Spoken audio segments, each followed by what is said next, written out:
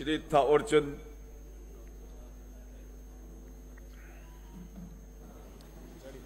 धन्यवाद सभापति महोदय।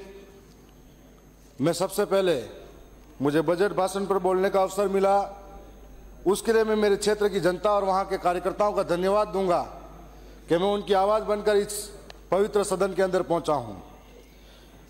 मैं जब घर से निकला था तो क्षेत्र के लिए एक बड़ी उम्मीद लेकर यहां निकला था, लेकिन जो उम्मीद और सपने थे, जब बजट को पढ़ा और सुना तो सपने टूटे, उम्मीदें टूटी।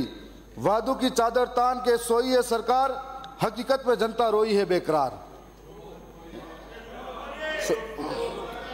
अपनी गहरी असंतोष व्यक्त करता हूं। साथ ही साथ में मैं उस इलाके से आता हूं जहां पर आर्थिक रूप से जूझ रहा है मेरा समाज, वहां का नौजवान। तो मैं आर्थिक रूप से जूझ रहे उस नौजवान की पीड़ा को आपके सामने रखता हूं।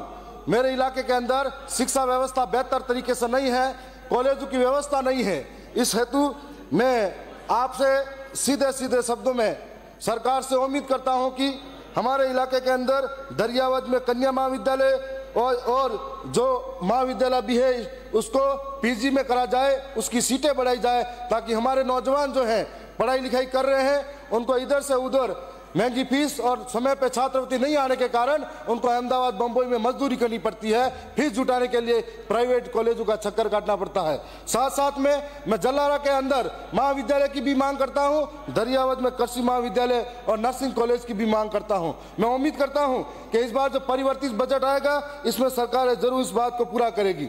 इस सरकार ने बजट के अंदर, मैं एक बात और भी कहना चाहूंगा कि माननीय सभापति मुझे समय भी ज्यादा देंगे क्योंकि आज विपक्ष है नहीं, और राजस्थान के इस सदन के अंदर तीसरा मोर्चा भारत आदिवासी पार्टी है, तो शायद समय भी हमको ज्यादा मिलेगा विपक्ष की भूमिका में।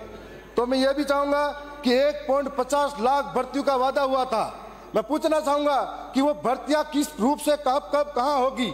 आपने चतुर्श्रेणी भर्तियों की बात कर ली, इस पिछली जो भर्तियां थी उसमें भी कोई स्पष्टता नहीं थी, तो इस बार भी क्या बेरोजगार और नौजवान या तो उम्मीद लेके रहेगा या ठगा महसूस करेगा। तो मैं ये भी चाहूंगा कि इस बार इस भर्तियों को स्पष्टीकरण हो। साथ साथ में मैं ये भी कहूंगा कि गरीबों की थाली से निवाला चला गया, बजट आया और फिर सपना खिला खिला रह गया। यह बजट किसानों के साथ में एक बड़ा धोखा करता हुआ आया, और हमने कई मांगे थी जो इस सरकार के सामने रखी थी, लेकिन किसानों के हित में ऐसी कोई खास कठोर बात नजर नहीं आई। मैं साथ साथ में मेरे इलाके के अंदर जो बिजली की व्यवस्था है, आज इधर जो माननीय सदस्य